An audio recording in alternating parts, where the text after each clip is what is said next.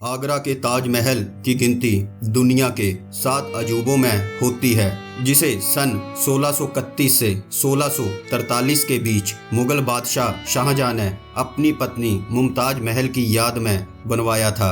यकीनन आप शाहजहां और मुमताज महल की प्रेम कथा से वाकिफ होंगे, लेकिन क्या आपको पता है कि शाहजहां और मुमताज महल की प्रेम कहानी कैसे शुरू हुई थी और कैसे कहानी का अंत हुआ? जी हाँ दोस्तों, एक बार शाहजहां मीना बाजार में घूम रहा था तो उसकी मुलाकात मुमताज से हुई।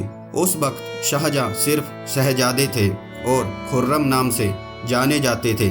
उस वक्त उन्होंने पहली बार मुमताज को देखा था जब वो कुछ रेशम के कपड़े और कीमती पत्थर बेच रही थी। उस वक्त शाहजहां को मुमताज से प्यार हो गया था और उसके पास गए और कीमती पत्थर खरीदते हुए अपने प्यार का इजहार कर दिया। उस वक्त मुमताज का नाम अर्जुमंद था। फिर बादशाह को पता लगा कि मुमताज महल उनकी माँ और रानी नूरजहां की रिश्तेदार है। इस बात से वाकिफ होने के बाद शाहजहां ने मुमताज के यहाँ शादी का प्रस्ताव भेजा। फिर दोनों की जल्दी ही सगाई हो गई और सगाई के लगभग 5 साल बाद 10 मई 1612 को दोनों की शादी हो गई। मुमताज शाहजहां की चौथी पत्नी थी और वह मुमताज से बहुत प्यार करते थे। मुमताज के 13 बच्चे थे और 14वें बच्चे को जन्म देने वाली थी। मुमताज शारीरिक रूप से बहुत कमजोर हो चुकी थी।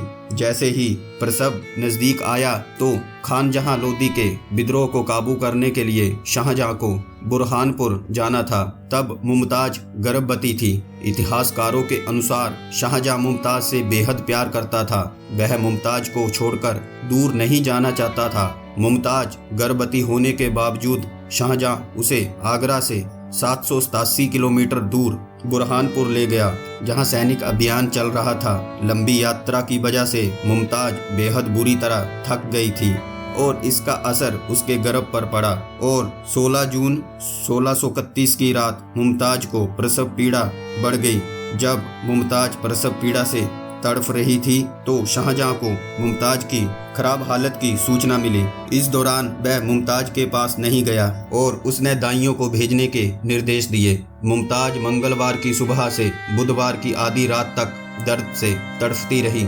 शाही हकीम वजीर खान उनके पास मौजूद थे। 30 घंटे तड़फने के बाद आधी रात मुमताज ने एक बेटी को जन्म दिया, लेकिन मुमताज की हालत बहुत ही नाजुक थी।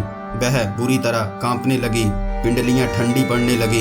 दाइयां और हकीम मुमताज के शरीर से हो रहे अत्यधिक रक्तस्राव को रोक नहीं सके। वह तड़फ रही थी। इधर शाहजहां ने अपने कमरे से कई संदेश वाहक भेजे, लेकिन कोई लौट कर नहीं आया। रात काफ़ी हो चुकी थी। फिर शाहजहां ने खुद ही हरम में जाने का फैसला लिया। तभी उनके पास एक संदेश आया, बेगम ठीक है लेकिन काफ़ी थकी हुई है। बच्ची को जन्म देने के बाद मुमताज गहरी नींद में चली गई। उन्हें परेशान न किया जाए। शाहजहां इसके बाद सोने के लिए अपने कमरे के अंदर चला गया और सोने ही वाला था। तभी मुमताज ने बेटी जहां आरा को पिता शाहजहां को पास बुलाने के लिए भेजा। जब शाहजहां हरम पहुंचा तो वहां उसने मुमताज को हकीमों से गिरा हुआ पाया और मुमताज छटपटा रही थी। वह मौत के करीब थी। बादशाह की आवाज़ सुनकर मुमताज ने अपनी आंखें खोली। मुमताज की आंखों में आंसू भरे थे। शाहजहां मुमताज के सिर के पास बैठ गया। मुमताज ने मृत्यु से पहले शाहजहां से 2 वादे लिए। पहला वादा शादी न करने के लिए था और दूसरा वादा एक ऐसा मकबरा बनाने का था जो दुनिया में अनोखा हो। इसके कुछ देर बाद सुबह होने से थोड़ी देर पहले मुमताज के प्राण निकल गए। रानी की 40वें साल में मौत हो गई।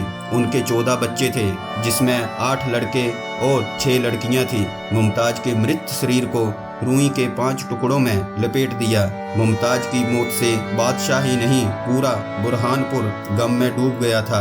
किले की दीवारें औरतों के रोने की आवाज़ से भर भरा उठी। मुमताज के शव को ताप्ती नदी के किनारे जेना बाग में जमानती तौर पर दफन कर दिया गया और मौत के 12 साल बाद शव को आगरा के निर्माणाधीन ताजमहल में दफन किया गया।